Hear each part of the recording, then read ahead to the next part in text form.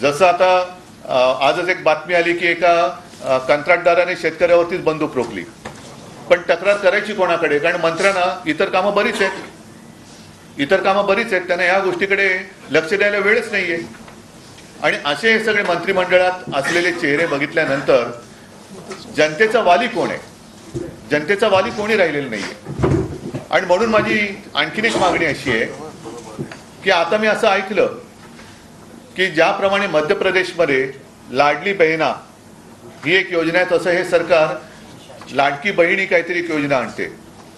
माझं म्हणणं आहे जरूर आणा, लाडकी बहीण योजना आणा, पण तुम्ही आता मुली आणि मुलांमध्ये भेदभाव करू नका. लाडका भाऊ म्हणून पण आणा, लाडका भाऊ म्हणून पण योजना आणा आणि मुलींप्रमाणे मुलांना सुद्धा मदत करा. कारण एकूणच एवढी वाईट परिस्थिती आजपर्यंत महाराष्ट्राच्या नशिबात कधी आली नव्हती. मगाशी अंबादासजी आपण एक मुद्दा सत्ताधारी पक्षाच्या लक्षात आणून दिला की सध्या पोलीस भरती सुरू आहे. पोलीस भरतीसाठी 17,500 जागा असताना जवळपास 17 लाखाच्याही वरती तरुणांनी अर्ज केलेले आहेत. अर्ज केले तर केलेत, मात्र त्यांना ज्या काही सोयी सुविधा राहण्यासाठी, कारण गावागावातनं तरुण येत आहेत.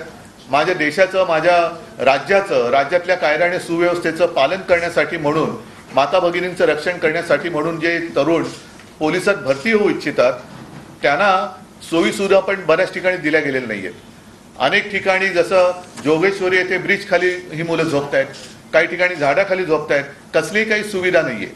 तर मग ह्या सगळ्या गोष्टी जर का बघितल्या तर बेकारी वाढत चाललेली आहे.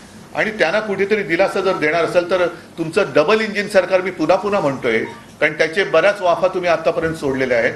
तर ह्या गळती सरकारने डबल इंजिन त्यांचं जे देश केंद्रात बसलेले त्यांची मदत घेऊन एक तर माझ्या राज्यातल्या शेतकऱ्यांना कर्जमुक्त केलंच पाहिजे. दुसरी गोष्ट, लाडकी बहीण जर काही योजना तुम्ही आणत असाल तिचं आम्ही स्वागत करतो आहोत, पण लाडका भाऊ सुद्धा योजना आणा आणि त्यांना सुद्धा जसं तुम्ही माझ्या माता भगिनींना लाभ देणार तसं माझ्या भावांना पण द्या.